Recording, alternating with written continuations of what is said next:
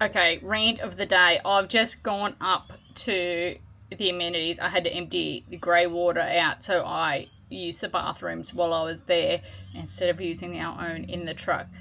There is like miscellaneous brown stains on 2 out of the 4 toilet seats, skiddies in the third bowl, and feces all over the seat in the 4th bowl, right? And then as I'm coming out of the amenities and I've tipped out my grey water, I used the skiddy bowl by just letting you know, like out of the 4 choices, that's the only one I could actually put my ass on without touching someone else's shit.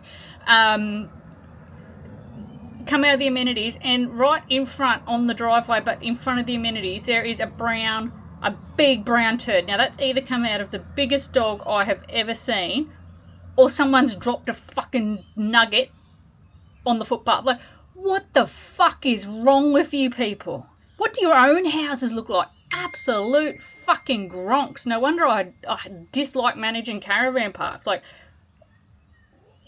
what is wrong with you? Don't you know what a toilet brush is? Or can't you even shit in the toilet? Like, how hard is it? And I'm pretty sure that wasn't a dog turd.